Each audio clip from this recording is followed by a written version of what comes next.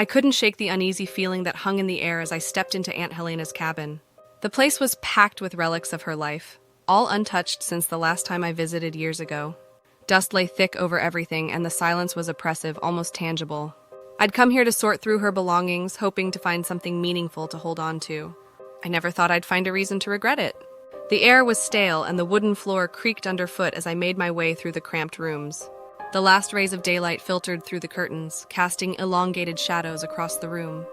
There, on the small table by the fireplace, I spotted a leather-bound book, its cover cracked and worn with age. Something about it drew me in. Perhaps it was the way the room seemed colder around it, or the faint, almost inaudible hum that tickled the edges of my senses. The journal felt heavy in my hands, heavier than it should have. Its leather cover was etched with symbols I didn't recognize, faint lines that seemed to twist and move if I stared at them for too long. I brushed off the dust and opened it, revealing yellowed pages filled with Aunt Helena's familiar handwriting. Or at least I thought it was hers. The ink was dark and spidery, the letters scrawled with an urgency that unsettled me. As I read, a chill crawled down my spine. The entries were bizarre, detailing rituals and spells I could barely comprehend. Aunt Helena had written about her fascination with the old ways and how she had communed with spirits. But as I flipped further into the journal, the entries took a darker turn. She described sacrifices and strange, otherworldly figures that visited her at night, clawing at the windows, waiting to be let in. My heart raced as I read, and a part of me wanted to throw the journal into the fire and leave this place for good. But I couldn't stop. Something about those words held me in a morbid grip. A loud thump echoed from the back of the cabin, breaking the silence and making me jump. I spun around, half expecting to see something staring back at me, but there was nothing. Just the dim room growing darker with each passing second. I tried to shake it off, telling myself it was just the old wood settling. But as I turned back to the journal, I felt a cold breath on the back of my neck. My skin prickled, and I dared not turn around. My eyes scanned the page in front of me, but the words seemed to blur and distort, twisting into shapes I couldn't understand. I blinked, trying to steady my vision, but when I looked again, there was something written that hadn't been there before. A single line scrawled in fresh ink. Asterisk.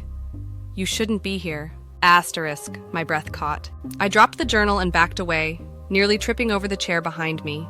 A sudden movement caught my eye, and I looked out the window. The forest outside was cloaked in darkness, but I could make out figures moving among the trees, their shapes barely visible, yet unmistakably human. They seemed to be circling the cabin, inching closer with each pass. Shadows flickered and merged, and I could have sworn I saw eyes glinting from the darkness, watching me, waiting. The lights flickered, and a bone-chilling cold settled over the room. I had the sickening feeling that I was no longer alone. The cabin creaked, groaned, and then silence. It was the kind of silence that felt alive, like it was listening, holding its breath along with me. I grabbed the journal, clutching it tight as I slowly backed toward the door, trying to ignore the tingling sensation that told me someone or something was right behind me. I stopped, the doorknob cold in my hand. I took a shaky breath and turned, praying it was all in my head. But what I saw froze the blood in my veins.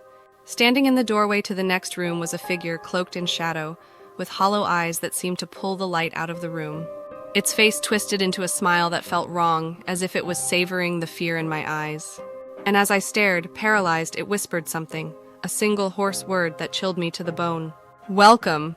I stumbled backward, my heart racing as the figure vanished into the shadows. My hands trembled, clutching the journal like a lifeline. The room felt colder now, the air thick with a sense of impending dread. Every instinct screamed at me to leave, but something kept me rooted to the spot, as if the cabin itself refused to let me go. I glanced back at the journal, hoping to find some explanation, some way out of whatever nightmare I had stumbled into. Flipping through the pages, I noticed more lines had appeared, sentences scrawled in that same fresh ink that hadn't been there moments before. They described an ancient ritual, one that required the blood of an intruder to be spilled as payment for trespassing on the witch's land. My blood. I took a shaky breath, trying to steady myself. The cabin was filled with Aunt Helena's belongings, her trinkets and mementos cluttered around me, but none of it felt like hers anymore. It felt like I was in someone else's home, someone who wanted me gone. A sharp knock rattled the door behind me, followed by a scraping sound, as if something heavy was being dragged across the floor just outside. My stomach turned as I inched toward the window, peering out into the night. The figures I had seen earlier were closer now, their faces gaunt and hollow, eyes reflecting a malevolent hunger. They were standing in a loose circle around the cabin, swaying slightly, as if caught in some unseen current. And then, one by one, their heads turned to face me. A cold, bone-deep fear spread through me, freezing me in place. I had to get out, now. I grabbed my coat and moved toward the door, but the journal caught my eye again. There was something wrong, something twisted about it, but I couldn't resist. I picked it up, feeling the pages pulse under my fingers like a heartbeat, alive and restless. A sudden noise shattered the silence. The front door creaked open on its own, revealing a darkness so thick it seemed to swallow the light from the room. I felt a pull, an invisible hand tugging me toward the threshold, urging me to step outside into the cold night. But I held back, resisting, my heart pounding as I clutched the journal tighter. Suddenly I heard a whisper, a raspy, guttural voice echoing from the darkness beyond the door. I strained to listen, the words barely discernible, like a faint echo from another world. One by one they come for you. Panic surged through me. I turned to run back into the cabin, but the floorboards creaked under my feet, and a cold, skeletal hand shot out from the shadows, grabbing my ankle. I screamed, kicking desperately, but the grip tightened, pulling me closer to the open door and the darkness beyond. Just as my vision began to blur, I yanked myself free and stumbled backward, slamming the door shut behind me. I could hear them, scratching, clawing at the wood, their ghostly fingers scraping against the walls. The cabin trembled as if it was alive, as if it too wanted me gone. Desperate, I flipped through the journal, searching for anything that could help, anything that could explain what was happening. But the words on the pages were shifting, moving as if they were alive. Symbols twisted and warped, lines of text disappearing and reappearing in an endless loop. And then suddenly, the words stopped. A single sentence stared back at me clear as day. The blood must be spilled, asterisk. My heart pounded as I backed away from the journal, but my foot caught on something and I tripped, falling hard to the ground. Pain shot through me, but before I could get up, I felt something cold and wet spreading beneath me. I looked down and froze. The floorboards were slick with blood, my blood. It was seeping from a fresh cut on my leg, dripping down onto the wood below. I tried to move, but my limbs felt heavy, weighted down by an unseen force. I looked up, and there they were, the ghostly figures now standing inside the cabin, their hollow eyes fixed on me. I could feel their gaze, a burning, suffocating pressure that pinned me in place. They began to close in, their shapes shifting and merging until they were all around me, blotting out the light, swallowing me whole. And then, as I lay there, helpless, I saw her. Aunt Helena standing at the back of the room, her eyes empty and cold, a twisted smile on her lips. She raised a hand, pointing at me, and I understood. The witch had returned, and she wanted my blood. I couldn't tear my eyes away from her. Aunt Helena, or whatever wore her face, stood there watching me with a cold, unfeeling gaze. She moved closer, her steps silent as if she were gliding over the floor. The shadows seemed to cling to her, twisting and writhing, obscuring her form as she loomed over me. I scrambled to my feet, my leg throbbing from the cut that had appeared as if from nowhere. I backed away, my heart hammering in my chest, but there was nowhere to go. The cabin felt smaller, the walls pressing in around me, the air thick with the scent of decay and blood. And those ghostly figures, dozens of them now, stood just behind her, their faces twisted in expressions of agony and rage. Aunt Helena, or the witch, held up the journal, her eyes narrowing as she looked at me. "You read the words, you called them back," she hissed, her voice layered with something ancient and unearthly. "And now you owe them a debt." I shook my head, taking another step back, but I felt something cold and solid at my back. I turned to see that the figures had closed in, surrounding me on all sides. Their hollow eyes bore into mine, and I could feel their hunger, a deep, gnawing emptiness that threatened to consume me. I was trapped. My gaze fell on the journal still clutched in her hand. I knew somehow that it held the answers I needed, that it was the key to escaping this nightmare. But as I stared at it, the pages began to move on their own, flipping furiously until they landed on a page scrawled with a symbol I didn't recognize. It looked like a circle, drawn in jagged, irregular lines with strange runes surrounding it. Suddenly, the shadows around me shifted, and one of the figures lunged forward. Its hand, icy and skeletal, reached for me, its fingers brushing my face. I recoiled, but I couldn't move far enough. They were closing in, their bodies pressing against me, their cold breaths on my skin. In a desperate move, I grabbed at the journal, ripping it from her grasp. The moment I touched it, the symbols on the page flared to life, glowing with an eerie, greenish light. I felt a surge of energy course through me, strange and unnatural, and the ghostly figures seemed to waver, retreating slightly as if the light hurt them. I didn't understand what I was doing, but I knew I had no choice. I began to trace the symbol with my finger, mumbling the words on the page, my voice trembling with fear. The light grew brighter, and a piercing shriek filled the air. The sound so intense it felt like knives slicing through my mind. The shadows recoiled, shrinking back into the walls, and for a brief moment I felt a glimmer of hope. But then, just as quickly as it had appeared, the light flickered and died, plunging the room into darkness once more.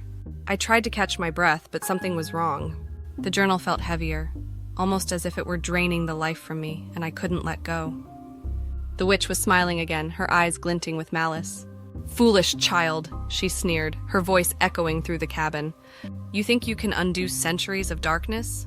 You only make it stronger." The floor began to tremble beneath me, and cracks appeared in the wood, spreading out from where I stood. Shadows seeped up from the cracks, swirling around me like a living fog, wrapping around my legs, my arms, pulling me down. I struggled, but the more I fought, the tighter their grip became. The cold seeped into my bones, numbing me, paralyzing me. I could feel myself sinking, as if the cabin itself was devouring me, swallowing me whole. The journal slipped from my grasp, landing open on the floor, the pages stained with dark, glistening drops. I watched helpless as the symbols rearranged themselves, forming new words that spelled out my fate. One must die for the others to rest. Asterisk.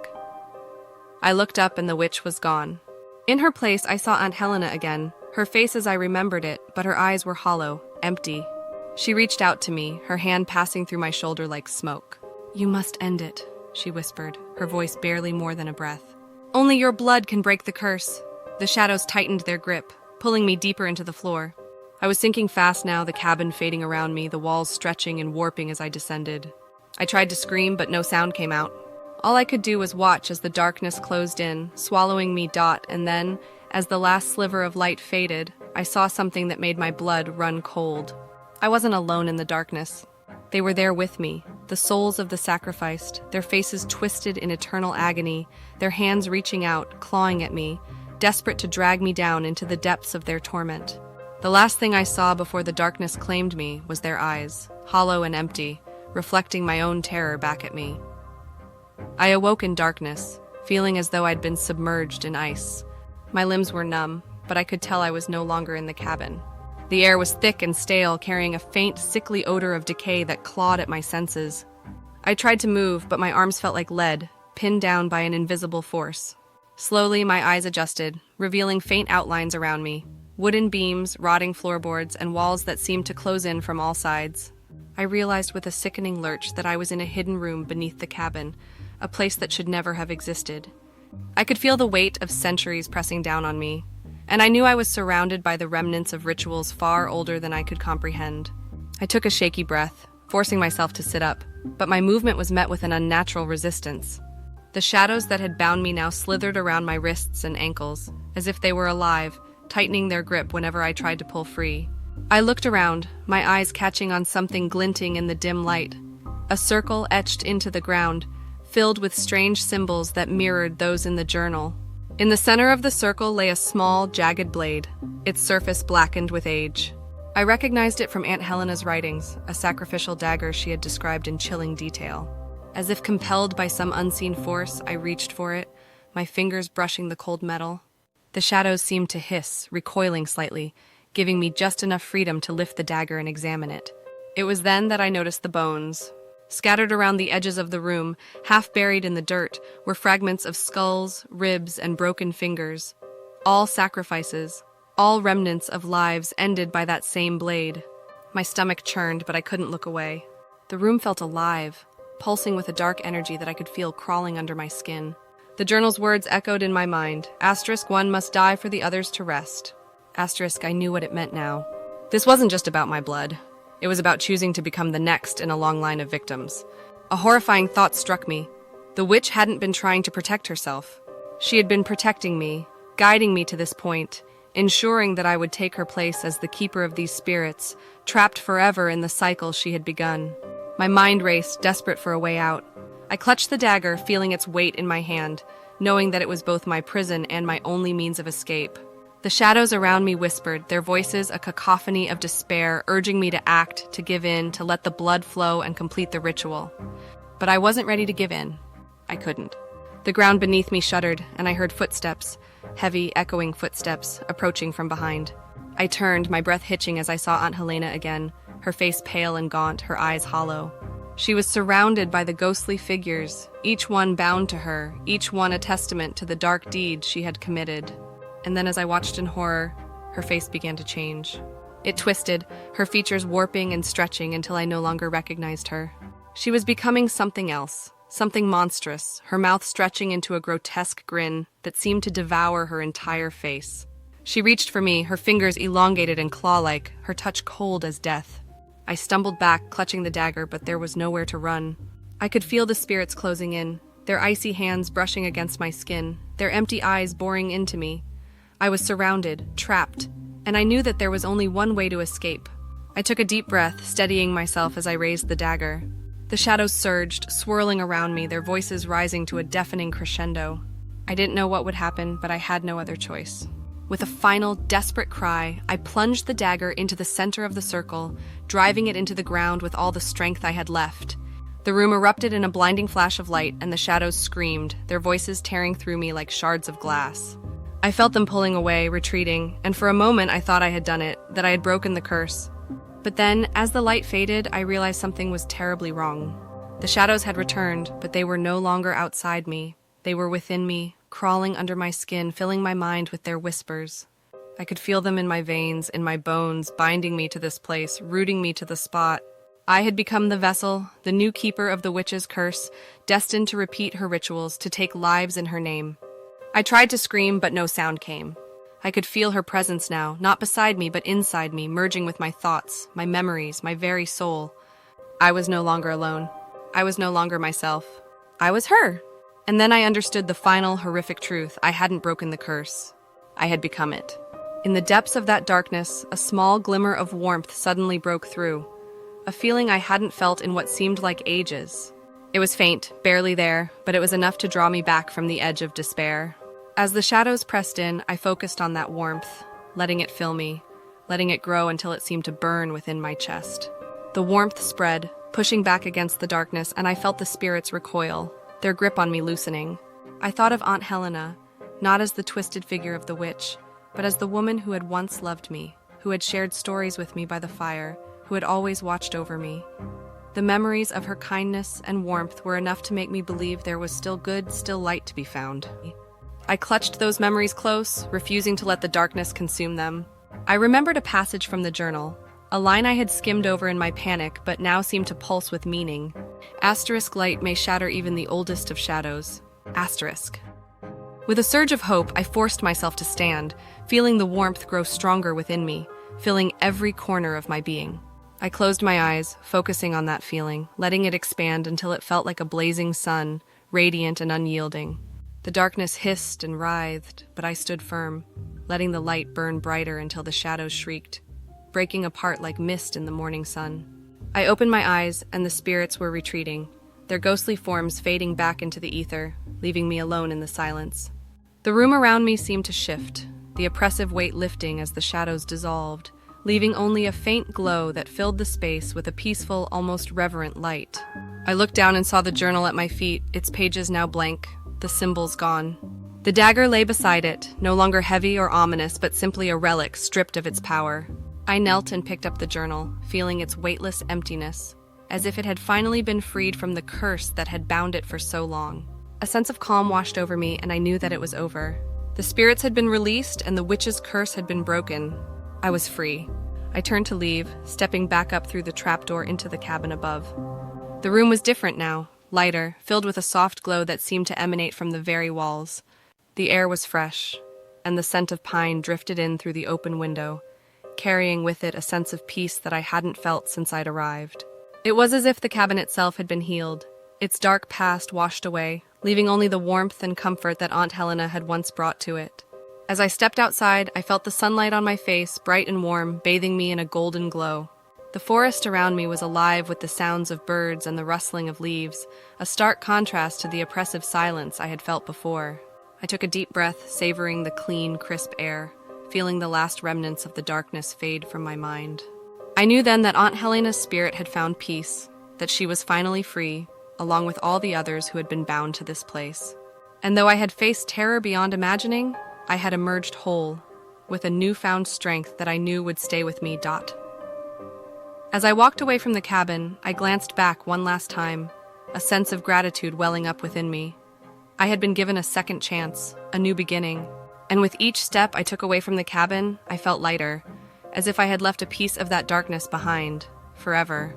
I knew I would never forget what had happened, but I also knew that I had found something far more powerful than fear, hope. And as I walked back into the world, bathed in sunlight, I knew that I would carry that hope with me wherever I went.